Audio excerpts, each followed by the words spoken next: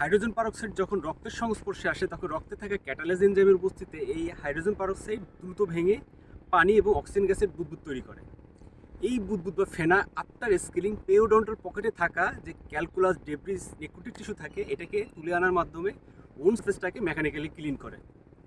দ্বিতীয়ত, ব্লিডিং কন্ট্রোলের ক্ষেত্রে প্রেশার প্যাক একটা ইফেক্টিভ মেকানিক্যাল টুল। দেখেন, গাম ব্লিডিং কন্ট্রোলের ক্ষেত্রে যখন হাইড্রোজেন পারক্সাইড সোপ কটন কোনো ব্লিডিং স্থানে রেখে প্রেশার দেওয়া হয় তখন কটন এবং ব্লাড ভেসেলের যে ক্যাপিলারিস এর মাঝখানে এই বাবলসগুলো একটা অ্যাডিশনাল ইফেক্টিভ প্রেশার যোগ করে। এই কারণে হাইড্রোজেন পারক্সাইড সোপ প্রেশার প্যাকে দ্রুত গাম ব্লিডিং কন্ট্রোল হয়। এটাকে বলা হয় হাইড্রোজেন পারক্সাইডের বাউল ইফেক্ট। দ্বিতীয়ত, এই হাইড্রোজেন পারক্সাইড প্লাটেলেটের সেল মেমব্রেনে থাকা সিগন্যালিং পাথওয়েতে অ্যাক্টিভেট করে প্লাটেলেটকে দ্রুত অ্যাগ্রিগেট করে একটা হেমোস্ট্যাটিক ক্লট ফর্মেশনে সাহায্য করে। এবং সর্বশেষ গবেষণায় দেখা গেছে এই হাইড্রোজেন পারক্সাইডের ভ্যাসোকনস্ট্রিকশন রোল আছে, যেটা রক্তপাত বন্ধে একটা অতিরিক্ত সুবিধা প্রদান করে। এখন এই পুরো ব্যাপারটাকে যদি আমি বলি যে আফটার স্কেলিংয়ে হাইড্রোজেন পারক্সাইড কী করে, ওন সারফেসটাকে মেকানিক্যালি ক্লিন করে, একটা স্টেবল ক্লট ফর্মেশনের মাধ্যমে ব্লিডিং কন্ট্রোল করে এবং যেটা আপনার ওন হিলিংটাকে প্রমোট করে। এখন আসি এই হাইড্রোজেন পারক্সাইডের অ্যান্টিমাইক্রোবিয়াল অ্যাক্টিভিটিতে। ব্যাপারটা খুবই ইন্টারেস্টিং, আমি একদম সহজভাবে আপনার সামনে তুলে ধরার চেষ্টা করবো ইনশাল্লাহ। দেখেন, একটা ব্যাকটেরিয়ার সেল মেমব্রেনের ফিজিক্যাল স্ট্রাকচারের দিকে যদি আমরা লক্ষ্য করি, প্রথমে সেল মেমব্রেন থেকে লিপিড, তারপর প্রোটিন এবং সেন্টারে থাকে নিউক্লিক অ্যাসিড। এই হাইড্রোজেন পারক্সাইড যখন ব্রেকডাউন হয় তখন রিঅ্যাক্টিভ অক্সিজেন স্পিসিস রস ফ্রি রেডিকেল উৎপন্ন হয়। এটা এই সেল মেমব্রেনে থাকা পলি আনস্যাচুরেটেড ফ্যাটি অ্যাসিডের সাথে চেইন রিয়াকশন শুরু করে দেয়, যেটা করে কি সেল মেমব্রেনটাকে পোরাস, ছিদ্র এবং লাইসিস করে ফেলে। এটাকেই আমরা বলি লিপিড পারক্সিডেশন। দ্বিতীয়ত, অ্যামিনো অ্যাসিড প্রোটিন গঠিত হয় হচ্ছে অ্যামিনো অ্যাসিড দিয়ে। এই অ্যামিনো অ্যাসিডের একটা টাইপ হচ্ছে সিস্টিন, ঠিক আছে, যেটা অ্যামিনো অ্যাসিডের বিল্ডিং ব্লক হিসেবে কাজ করে। আর এই দুইটা সিস্টিন পরস্পরের সাথে ডাইসালফাইড বন্ড দ্বারা যুক্ত থাকে। এই হাইড্রোজেন পারক্সাইড করে কি এই ডাইসালফাইড বন্ড সহ অন্য অন্য বন্ডকে ভেঙে দেয়, যেটাকে আমরা বলি ডিন্যাচুরেশন অফ প্রোটিন। এবং সর্বশেষ আসি নিউক্লিক অ্যাসিডে। দেখেন, এই যে নিউক্লিক অ্যাসিডের আপনার যে ব্যাকবোন সুগার ফসফেট চেইন, এই হাইড্রোজেন পারক্সাইড এই সুগার ফসফেট চেইনকে ভেঙে ফেলে। সাথে কি করে, ডিএনএর যে বেজ আছে অ্যাডিনিন, গুয়ানিন, সাইটোসিন, থায়ামিন, এর যে কেমিক্যাল স্ট্রাকচার আছে এটাকে অল্টার করে ফেলে এবং সে নিজে নিজে এটাকে রিপেয়ার করতে পারে না। এটাকেই বলা হয় হচ্ছে আপনার ড্যামেজ, অক্সিডেটিভ ড্যামেজ শেষ, মানে সেলটার ফাংশন পুরোপুরি শেষ।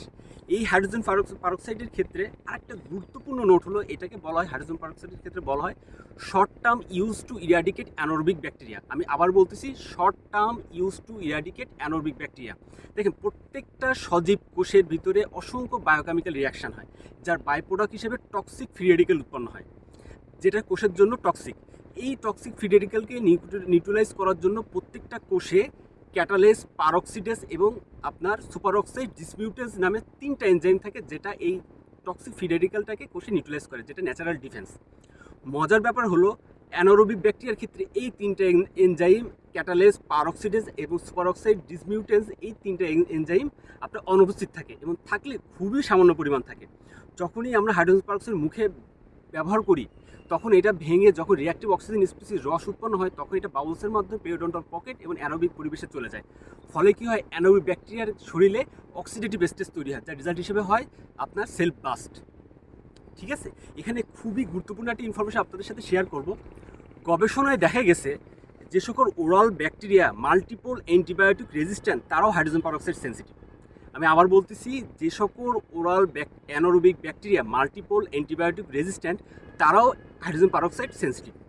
এই জন্যই আপনার অ্যাকুট নিকোটাইজিং আলসারেটিভ জিঞ্জিভাইটিস, যেটাকে আমরা বলি অ্যানাক, অ্যাগ্রেসিভ পেরিওডন্টাইটিস এবং পেরিকরোনাইটিস, এই 3টে আমরা থেরাপিউটিক যে মেডিকেশন ইউজ করি তার সাথে শর্ট টার্মে এই হাইড্রোজেন পারক্সাইড মাউথওয়াশ একটা শর্ট টাইমে একটা ইফেক্টিভ রেজাল্ট নিয়ে আসে।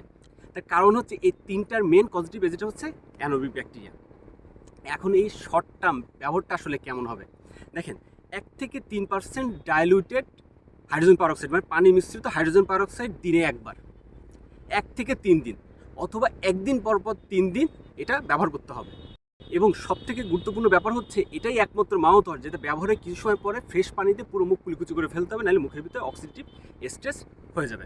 ঠিক আছে, এখন আসি ক্লিনিক্যাল কেস সিনিয়র হতে। দেখেন, একটা স্কেলিং করার পরে পেশেন্ট বলবে যে আমার দাঁত সাদা হয়েছে কই, কিন্তু আসলে স্কেলিং করলে তো আর দাঁত সাদা হয় না। ঠিক আছে, এখন আসি হাইড্রোজেন পারক্সাইডের ব্লিচিং ইফেক্টে। দেখেন আমাদের দাঁতে যে স্টেনটা পড়ে, স্টেনটা হলো হচ্ছে high molecular weight organic chromosome, ঠিক আছে, যেগুলো অনেকগুলো অর্গানিক ক্রোমোজোম পরস্পরের সাথে আপনার conjugated carbon carbon conjugated bond, দুইটা বন্ডের যুক্ত একটা হাই মলিকুলার ওয়েট গঠন করে, যেটা বিভিন্ন কালার যে স্টেনটা তৈরি করে এটা তার জন্য দায়ী। এই হাইড্রোজেন পারক্সাইড এই ক্রোমোজোমের যে কনজুগেটেড বন্ডটা আছে, কার্বন কার্বন যে ডাই বন্ডটা আছে, এটাকে ভেঙে ফেলে লো মলিকুলার ওয়েট ক্রোমোজোমে পরিণত করে, যেটা হচ্ছে কালারলেস। এই জন্য দেখা যায় ইনস্ট্যান্ট ব্যবহারের পরে ইনস্ট্যান্ট শেড বৃদ্ধি হয়, যে আমরা যে টুথ হোয়াইটেনিং বলি, এটাকে এখানেও আমরা হাইড্রোজেন পারক্সাইড ইউজ করি, জাস্ট আপনার কনসেন্ট্রেশনটা হাই থাকে, ঠিক আছে। তাহলে ধরেন এখন আসি, ঠিক আছে, যে আফটার স্কিলিং আমরা যে টুইজার দিয়ে অল্পটা হাইড্রোজেন পারক্সাইড সোপ কটন দিয়ে দাঁতটা যে পরিষ্কার করে দিই, এই যে অল্প সময়ে আমরা 4টা বেনিফিট পাচ্ছি। এটা কি হচ্ছে, 1 নম্বর আমাদের ওন সার্ফেসটা ক্লিন হচ্ছে, পরিষ্কার হচ্ছে, মেকানিক্যাল ক্লিন হচ্ছে। 2 নম্বর একটা স্টেবল হেমোস্ট্যাটিক ক্লট ফর্মেশনের মধ্যে ব্লিডিং কন্ট্রোল হচ্ছে। 3 নম্বর আমরা অ্যান্টিব্যাকটেরিয়াল কাভারেজ পাচ্ছি, এবং 4 নম্বরে হচ্ছে আমাদের টুথের শেড বা টুথ হোয়াইটেনিং হচ্ছে, ঠিক আছে। বলা হয় এক ঢিলে 2 পাখি, এখানে ইনস্ট্যান্ট অল্প সময় হাইড্রোজেন পারক্সাইড ইউজের মাধ্যমে আমরা এক ঢিলে 4 পাখি মারতে পারি, এটাই হচ্ছে হাইড্রোজেন পারক্সাইড। দেখা হবে ইনশাল্লাহ নেক্সট ভিডিওতে। ধন্যবাদ।